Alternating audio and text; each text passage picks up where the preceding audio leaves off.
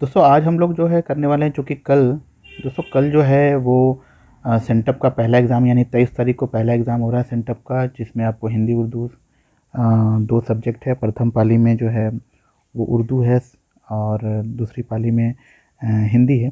तो दोस्तों मैं आपको बताऊंगा किस तरीके से आपका जो 15 मार्क्स है, यानी कि हिंदी में जो 15 मार्क्स है वो आपके पॉकेट में आ जाएगा। या दोस्तों 15 मार्क्स तो आपको आ ही जाएगा, बाकी आपको ऑब्जेक्टिव मैंने ऑलरेडी करा दिया है। दोस्तों जैसा कि आप लोगों को पता है कि सेंटअप एग्ज़ाम में पास करना ज़रूरी है, क्योंकि अगर पास नहीं करते हैं तो खुला खुला यहाँ पर एकदम एक आदेश आया हुआ है बिहार बोर्ड की तरफ से, जो भी सेंटअप परीक्षा में पास नहीं करेंगे उनको जो है बोर्ड परीक्षा में यानी फाइनल एग्ज़ाम में बैठने नहीं दिया जाएगा। इस वजह से जो है आपको पास करना बहुत अनिवार्य है सेंटअप परीक्षा, तो इसको हल्के मत लीजिए और तैयारी बहुत अच्छे तरीके से करना है।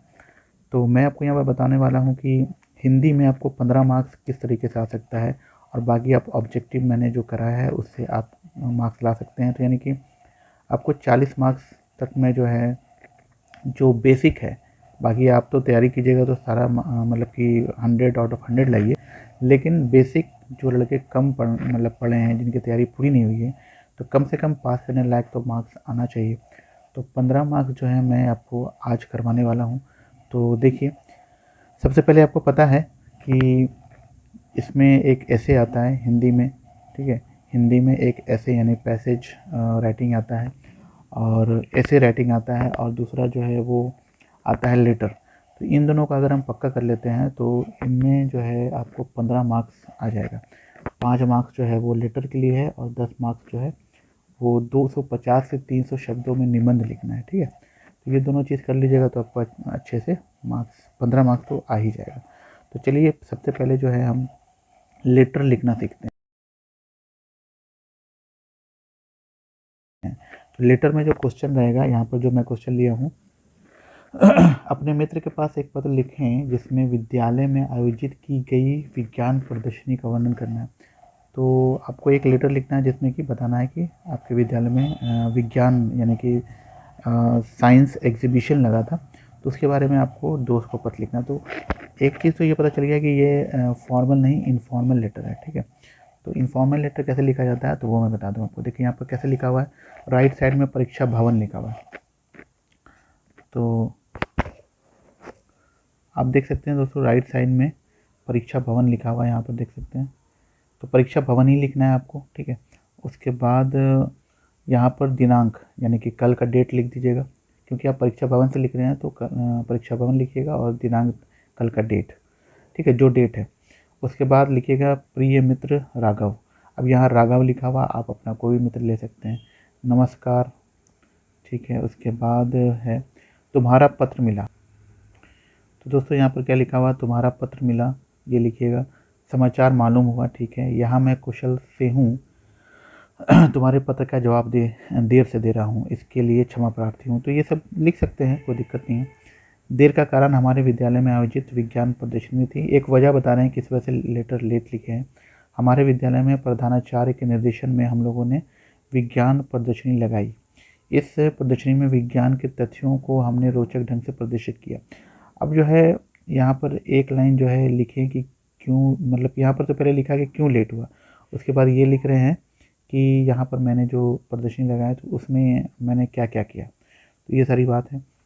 उसके बाद है हमारे इलाके के लगभग 20 विद्यालयों के छात्र एवं शिक्षक ने इससे सराहा, तो ये बताना है कुछ। तो इस तरह से लिखना है। अंतिम दिन जो है शिक्षा मंत्री ने अपने धन्यवाद ज्ञापन से प्रदर्शनी का संपन्न कराया, तो ये लिखना है पूरी तरह से। अब इसमें जो है अगर ये आया तो ये लिखना है, अगर फादर को लेटर लिखना है या मदर को लिखना है या सिस्टर को लिखना है तो इसी तरीके से बना बना के लिखना है, ठीक है। तो इतना बड़ा कम से कम होना चाहिए। उसके बाद लास्ट में आपको लिखना है, क्योंकि यहाँ पे मित्र है तो तुम्हारा मित्र और यहाँ पर अपना नाम, ये लिखिएगा। तो इस फॉर्मेट में अगर लिखते हैं तो आपको 5 मार्क्स मिलने वाला है, ठीक है। तो ये हो गया लेटर की बात, तो लेटर कर लीजिएगा। अगर आ जाता है लेटर, लेटर में 2 चीज़ रहेगा, एक लेटर रहेगा फॉर्मल, एक इनफॉर्मल। तो इनफॉर्मल में बताता हूँ आपको। तो दोस्तों ये देखिए फॉर्मल लेटर है, जिसमें कि आपको नगर निगम को लिखना है एक लेटर, और इसमें बताना है कि आपके मोहल्ले में काफ़ी गंदगी फैल गई है, इसके समाधान हेतु कुछ करें। तो कैसे लिखना है देखिए, सेवा में, ठीक है, अध्यक्ष महोदय, नगर निगम आरा। यहाँ पर लिखिएगा नगर निगम भागलपुर, अगर भागलपुर से लिख रहे हैं तो भागलपुर है। विषय दीजिएगा इलाके मोहल्ले में फैली गंदगी के समाधान हेतु, ठीक है, विषय रहेगा ये पे। उसके बाद ये चीज़ आपको लिखना ज़रूरी है, ज़रूर लिखिएगा। फिर यहाँ लिखिएगा महोदय। उसके बाद इस पद के माध्यम से अपने मोहल्ले में फैली हुई गंदगी की ओर आकर्षित करना चाहता हूँ। सारी गलियों में कूड़ा कचरे का ढेर लगा रहता है, बारिश होने पर गंदगी और बदबू के कारण वहाँ से गुजरना मुश्किल हो जाता है। गंदगी के कारण मक्खियाँ तथा मच्छर पैदा हो रहे हैं, जिनके अनेक बीमारियों के फैलने की आशंका है। तो ये चीज़ आपको लिखना है, इतना छोटा सा ही लिखा हुआ, कुछ खास तो है नहीं।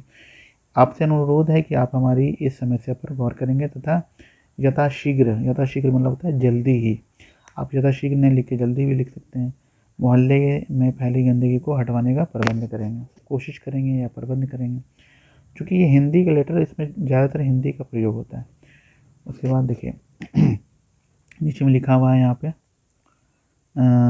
सधन्यवाद सहित, तो आप धन्यवाद सहित लिख सकते हैं, तिथि लिखिएगा, ठीक है। और यहाँ पर भवदीय सुरेश शर्मा, तो ये सब चीज़ को आपको लिखना पड़ेगा, इसको याद करना पड़ेगा। यहाँ पर क्या भवदीय लिखना है, यहाँ पर सधन्य सहित लिखना है। तो ये सब चीज़ थोड़ा सा, ये वाला चीज़, ये वाला चीज़, ये दोनों और ये वाला चीज़, ये 3 चीज़ अगर आप लिख देते हैं, ठीक है, और ये फॉर्मेट लिख देते हैं, तब को आपको मार्क्स तो पूरे के पूरे आने वाले हैं, ठीक है। तो इसको भी आप तैयारी कर लीजिए और उसको भी कर लीजिए, दोनों में से जो आएगा वो आपको लिख देना है, ठीक है। अब चलिए आगे बढ़ते हैं, ये तो हो गया 5 मार्क्स का। अब 10 मार्क्स का कुछ काम करते हैं, ठीक है। चलिए दोस्तों, 10 मार्क्स में जो है आपको ये आ सकता है कि हमारे प्रिय लेखक, एक लेखक के बारे में जो है आपको जो है बताना है और उसके बारे में ऐसे लिखना है, निबंध लिखना है। तो हम जो यहाँ पर लिए हैं, अगर आप प्रिय लेखक लिखना है तो आपको मुंशी प्रेमचंद को पकड़ लीजिए, इनके बारे में आप लिख दीजिए, क्योंकि इनके बारे में यहाँ पर मैं आपको बताने जा रहा हूँ। तो कैसे लिखना है, लिखने का ढंग है, तभी आपको 10 मार्क्स मिलने वाला है। ऐसे सीधा सीधा लिखिएगा 10 मार्क्स नहीं मिलने वाला है।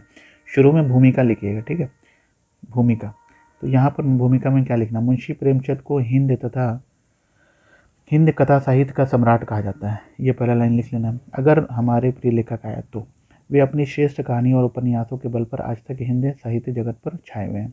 हिंदी कहानी का नाम लेते ही जो पहला नाम होठों पर आता है वो है मुंशी प्रेमचंद। तो ये बात लिख देना है भूमिका में। फिर है प्रेमचंद का जीवन। तो मुंशी प्रेमचंद का वास्तविक नाम धनपत जी था। उनका जन्म बनारस से 4 मील दूर लम्ही नामक गांव में हुआ था। उनके पिता श्री अजायब राय डाकखाने में मुंशी के पद पर कार्यरत थे। घर में आर्थिक तंगी बराबर बनी रहती थी। तो ये सारी बात हमको लिख देना है इसमें। प्रेमचंद का जीवन के बारे में थोड़ा छोटा सा 1 लाइन 2 लाइन वो लिख देना है। चलिए आगे देखते हैं। अब आगे देखिए दोस्तों, आगे देखिए, अभी उनकी आयु 7 वर्ष ही थी कि माता जी का निधन हो गया, पिता के दूसरे विवाह रच लिया, ठीक है, ये चीज़ दिख रहा है आपको। फिर अब बालक मुंशी प्रेमचंद के कंधों पर असमय ही भरी पूरी गृहस्थी के बोझ आ गया। तो ये उसके बारे में बताया जा रहा है, ठीक है, तो ये लिख सकते हैं। उसके बाद जो है उसको शॉर्ट कर दीजिएगा।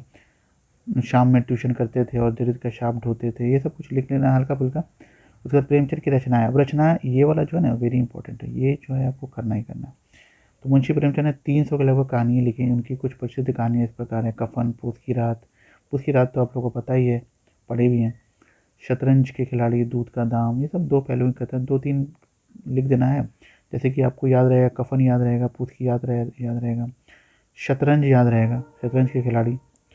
फिर आगे गबन, गोदान, ये सब जो है याद रहेगा, तो ये कर लेना है। उसके बाद आगे बढ़ते हैं। प्रेमचंद की देन। तो मुंशी प्रेमचंद ने कथा साहित्य के समान, मतलब क्या उन्होंने, उनका देन है इस साहित्य की दुनिया में, तो ये हमको लिखना पड़ेगा थोड़ा सा।